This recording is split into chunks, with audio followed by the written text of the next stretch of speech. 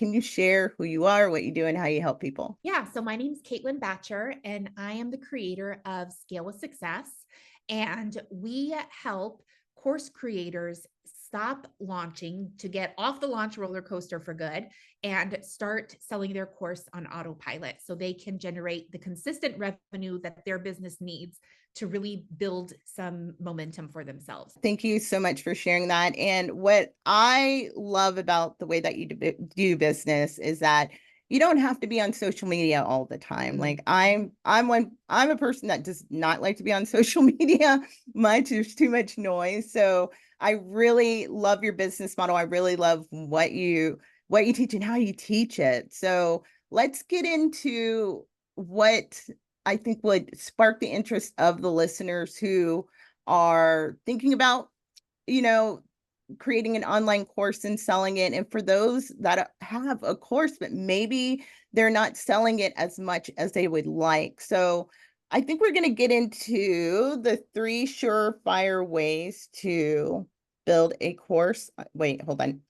The surefire way to sell more courses without launching, because launching, especially live launching, can be exhausting, especially if that is your only way that you're selling your course. And I know anyone that's been in the online space for a while has Mhm. done live launching before. So I would love to talk about this topic. And plus, I'm curious, like what got you into selling your course without launching? Like, how did that journey Yeah. start for you? So that's such a great question. And I Mhm. would love to share a little bit about how I got started. So I initially started out as a social media manager. So I was the person who was responsible for creating content for businesses. I was doing the scheduling, the tweeting, the posting, all of that sort of thing. And over time, I felt like I really enjoyed the creative part of that and in terms of creative strategy. And so I wanted to shift to a consulting model where I wouldn't be doing the tweeting or posting for them, but we would have, a few one-on-one calls. I develop a strategy for them, and then they would be responsible for implementing it. Now, after I did that for a while, I was like, you know what? Every single person that comes to these calls all has the same questions. Like, I feel like I'm just answering the same questions over and over. And so I thought it would be a really great opportunity to put together kind of what we covered on those one on one calls into a course. So that was the very first course that I ever created. It was called Bossy Biz Ladies, and I made every mistake in the book. It was like it was the course, it covered so much about social media that uh I just I put everything that I knew about social media into it, and really people were only interested in a few things, right? So I was I like so many of your listeners probably, when they go about creating a course for the first time, they think the more I put in it, the more valuable people will find it. So I was like, we're going to cover Pinterest and Facebook and Twitter and Periscope and Instagram, all these things. And so I did that, but I noticed that there were two things in particular that got the most traction, and that was Pinterest and Instagram. And so those sections, like, people were not going through the other sections, they just went straight to those. And so then I thought, okay, you know what? I'm just going to, since they seem to be most interested in this Instagram and Pinterest section, I'm just going to create a course all about Instagram. So I did that. I created a course all about Instagram. I was definitely doing the launch model at that time. I had no clue about like a world of automated sales funnels or anything like that. The only thing that I heard about online was launching. So there I was launching my course. As I was selling that Instagram course, I started kind of growing a free Facebook group around that to help sell the Instagram course. People started asking me, well, how do you do a Facebook group? So then I created a course about Facebook groups. And after that, that is the course where I finally decided to make the switch from launching to selling on autopilot. And once I did that, like, everything kind of opened up for me. And after I'd been doing that for a while, that's when then I came up with Scale with Success offer, which is all about teaching people how to, sell their course on autopilot with with an automated sales process. And the reason why I say all of that is because that was kind of a long and windy road. and and that's okay. And I think that sometimes when people think about, think about creating a course, sometimes they feel held back a little bit because they kind of tell themselves, oh, well, I have to pick the right topic or the right thing, and it has to be something that I know I'm going to be excited about selling for the rest of my life. It's like, you know what, it really, like, just pick something and see where it takes you. Yes, yes. I couldn't agree with you more. Thank you so much for sharing your journey, because I've always been curious about that. And now that you have it dialed in, this is where those three surefire ways will come in handy for the listeners, because it's always better to not make as many mistakes as you have the necessary. Mhm. I mean, I know everybody has their own unique journey, but since you have paved the way and you're several steps ahead of many people when it comes to selling their courses on autopilot, like, what are these three surefire ways that can help people sell their courses on autopilot without launching? Okay, so there's three important things. Number one, the number one thing that I did is, with that Facebook groups course, I created a home run offer. So let me get into the details of that, because the first time I launched that Facebook group course, it was a hot mess. Nobody, like, I made a few sales, but I was nowhere near like reaching the sales goals that I had set for myself. I was paying tons of money on ads. They weren't converting. Like, it was just a big mess, right? And in that moment, I was like, I cannot do this anymore. I can't continue to put so much pressure on myself to, open the cart for a limited amount of time, just a couple times a year, because, which is essentially the launch model. Because if I do that, if something goes wrong, as it had just done, then I'm left like high and dry for months, and I have to kind of put together these other offers on the spot to try to like fill in the blanks. And so the reason why I say that is so that everyone understands that creating a home run offer takes time, right? And so the number one thing that you really want to do when you are creating your course, the topic of your course, all of that, is that you want to make sure that you are creating a course that solves a specific problem of someone, and you want to make sure that it's a problem that where people are actively out there looking to solve, right? And I think what happens sometimes is, since we are creatives and since we do know a lot about our topic, sometimes when we choose a course topic, it's almost like we go 7 layers too deep, right? So we're trying to get in there and solve the root cause for people, but when you're attempting to market that, people are not aware of the root cause. They're just aware of the symptoms they're experiencing. So when you're creating your course, it's important that you are keeping the problems that they are actively experiencing and are aware that they're experiencing in mind. Now, inside of the course content itself, of course, you're going to take them through the process of solving the root cause, and, as well as the symptoms they're experiencing and all of that. But it's such an important thing to get dialed in. And sometimes that does take time, being able to describe the problem they're experiencing in their own words. Like, I can give a specific example from when I first launched that, the Facebook group course, and people didn't buy. I was like, but people ask me about this topic all the time. Like, I seriously thought it was going to be like a home run right off the bat. And I really struggled with it. And what ended up happening is I literally just started calling people up on the phone that didn't buy, not to sell them, but to understand.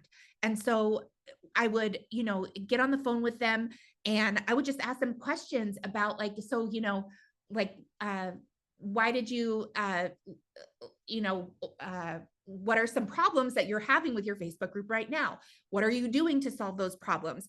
What made you think that this particular method wouldn't work for you? What are you planning on trying next? All these different things. And what I discovered is that I had people who were a right fit for the program, who were looking for solutions that my course had, but I hadn't done a good job of explaining that those solutions were present.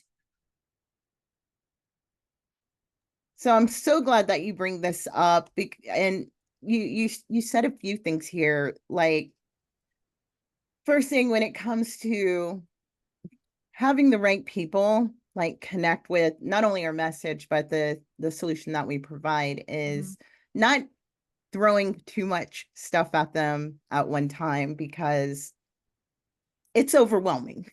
It's Yeah. overwhelming for anyone, and our brains are just not wired to take on too much information. So I'm glad that you share that.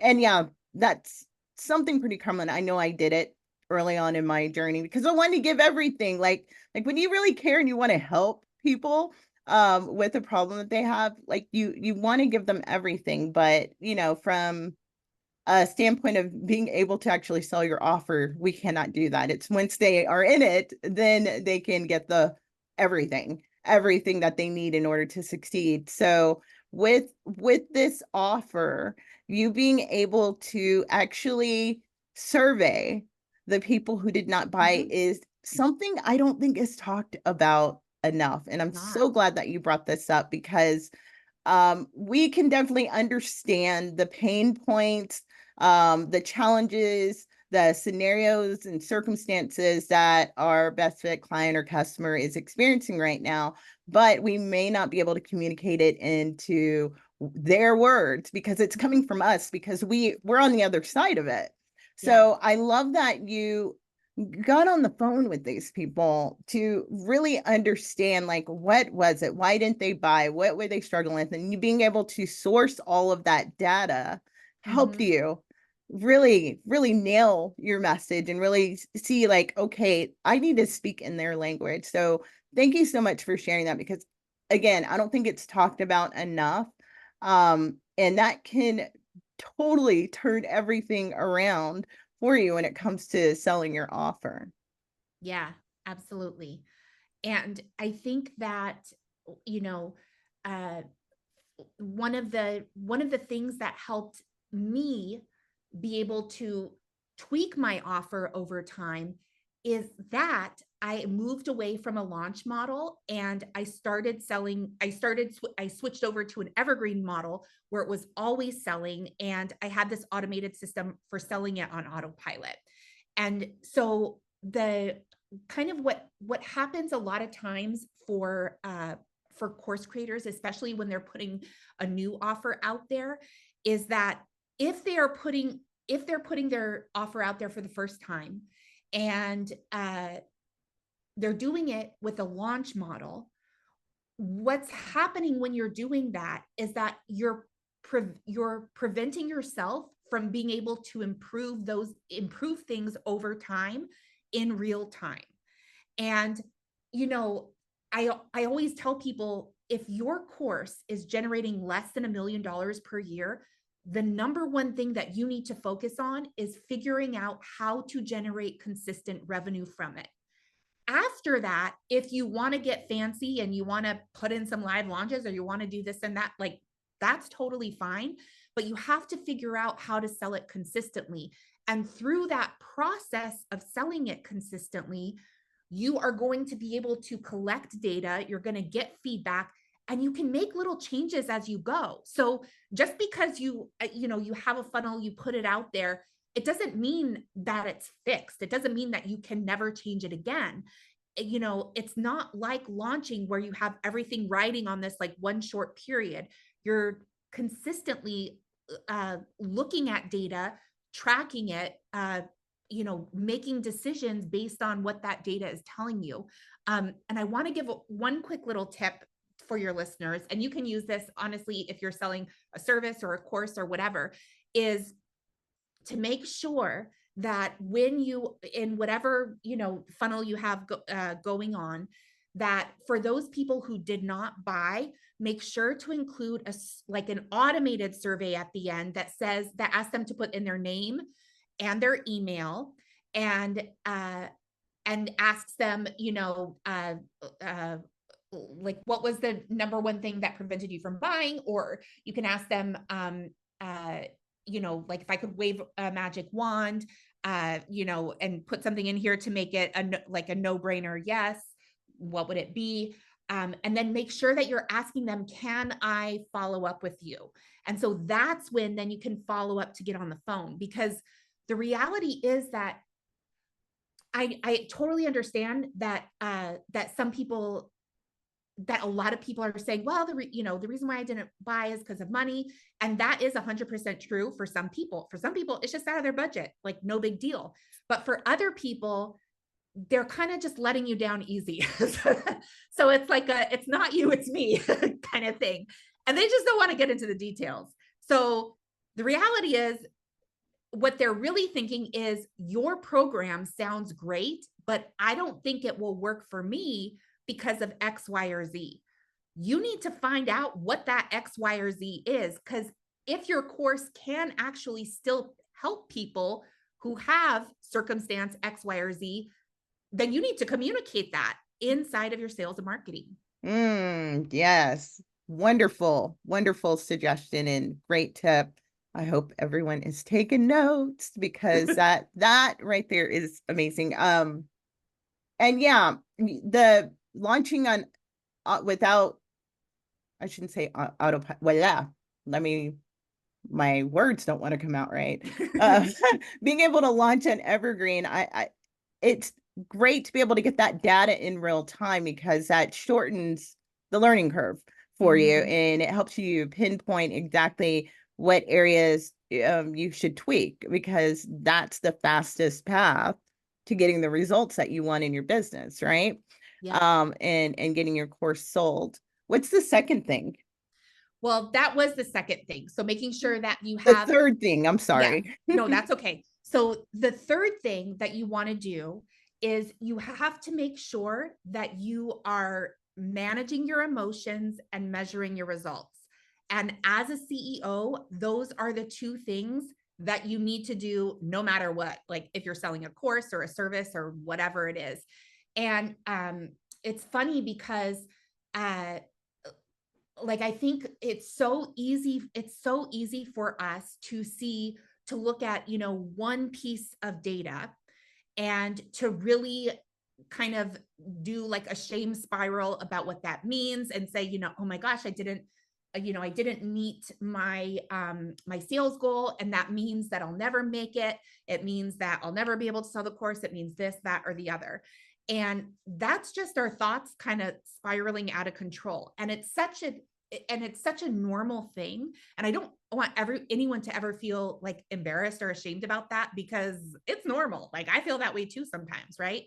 But what we have to do as CEOs is we have to be accountable for managing our emotions. And it doesn't mean that, we walk around in this cloud of like toxic positivity, where like, we're just gonna, every day is awesome and we're gonna ignore all our problems or whatever. But you have to, so it's not about like suppressing your emotions or pretending they're not there, but you have to manage them. You have to be able to shift your perspective so that you can then see, okay, well, I didn't meet my sales goal this week. So let's kind of get in there and see what the bigger lever I can pull for next week to ensure that I do meet my sales goals. And part of that includes measuring your results, looking at the data, but you can't measure your results or look at the data objectively if you're stuck in your emotions. And so that's why that, that ultimate skill of being able to manage emotions is so important. And it's hard. Like, it's not easy to do, because as your business grows, it's not like the problems get smaller, the problems get bigger, but they become more manageable because you are getting better, because you are treating every obstacle or challenge that comes your way as an opportunity to learn how to manage your emotions around that, learn how to overcome that problem, and then get on to the next step. And so if we can kind of stop making it mean that, if we encounter a problem, or if something goes wrong, or if we make a mistake, if we can stop making it mean something like personal about us, and we can start like looking at the situation as objectively as possible, um, and just figure out, okay, well, what's the next step? And like, I can give like a specific example is, sometimes I'll be working with a client and they'll have their course, they might have their funnel up and running for a few weeks and things are going great. And then they might have a week where they're not meeting their sales goal for that week. And more like 9 times out of 10, there was, when I asked them, okay, so, what do you think you should do here? They're like, well, I can redo the webinar. I can redo my offer. I can like all of these things. And I'm like, well, you definitely could do that, or we can kind of look at the data and try to unpack exactly what's wrong. And typically it's some really small tweak that we can make, or sometimes it's just a one-off thing. Like maybe you had one of the links wasn't working, or like it could be a small tech issue. And so I think what happens for people is they kind of, instead of doing that, they go the other route of like redoing everything about their offer, about their webinar, about this and that. But then it's like they're starting from scratch all over again. Yeah, and that just takes more time.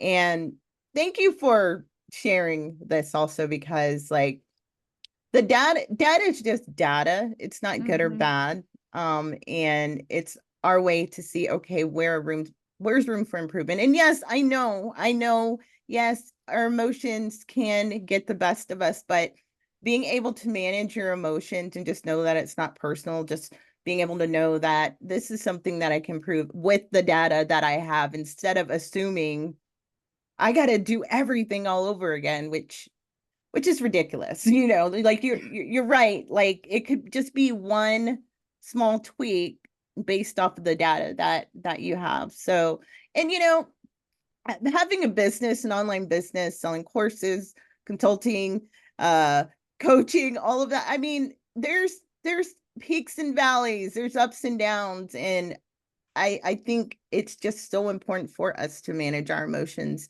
and also use that, gather the data and use it to make improvements, because we're always going to be making improvements, not only to our businesses, but also to ourselves. I mean, it's quite a journey, isn't it? It's quite a journey. And I love that you shared, like, like once you reach a certain level of success in your business, the problems don't get smaller.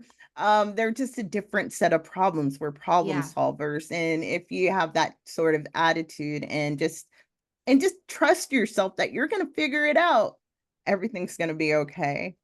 Yeah. I And love what you've shared so oh, far thank today. you. Yeah. Yeah. And one of the things that I think that really happen for people is that they are comparing their problems that they're experiencing, and they're looking to other people who are running businesses, and they're assuming that those people don't experience problems. Right. But like, I guarantee that when you're first, like, whether you're trying to reach your first 6 figures, and so you have to be prepared to make that $100 mistake, that $1,000 mistake, that $10,000 mistake. Well, after you've reached 6 figures and then you're getting to 7, you need to be able to make that $100,000 mistake. Yep. And so just know that whoever you're looking at, everyone has problems in their business, and everyone, as long as they are trying to grow year over year, they're encountering new problems that can only be revealed once you set that higher goal, right? Right. Like, for example, if your first goal in order to meet your revenue goals is, oh, I want to get, 100 people signed up for my webinar every month, or whatever it is. That's great. But then what happens next month when you double it? Well, you Right. haven't done that yet. So you're probably going to encounter some problems, and that's okay. It doesn't mean Mhm. that it's not possible. You just have to figure it out. Yes, absolutely. Caitlin, you are amazing, and I would love people to connect with you outside the podcast. Where's the best place to connect with you? Well, I do have a free masterclass. It's called How to Generate Launch Size Revenue Without Launching. And you can access that on my website, caitlinbacher.com. I have a free masterclass there. I also have a podcast where I have really, they're, short 8 or 9 minute episodes Mhm. where I'm just chatting each week about whatever it is that I'm thinking about. So Mhm. those are on the website as well. Wonderful. And I'll be sure to leave all of that information on the show notes. And before we close out, I'd love for you to give final words of wisdom to the person who's actually thinking about, you know, creating the course. They have their idea, but they just really haven't put it out there because they just don't know which way to go. What kind of words of wisdom would you like to share with that person? The thing that I would like to tell people is to know that when you are starting entrepreneurship, you need to be committed to achieving your goals no matter what. Even when you make mistakes, even when you face unexpected challenges, and even when you're not moving as fast as you'd like to be moving. As long as you stay committed to achieving your goals, even when those three things are happening, you are going to get to where you want to go.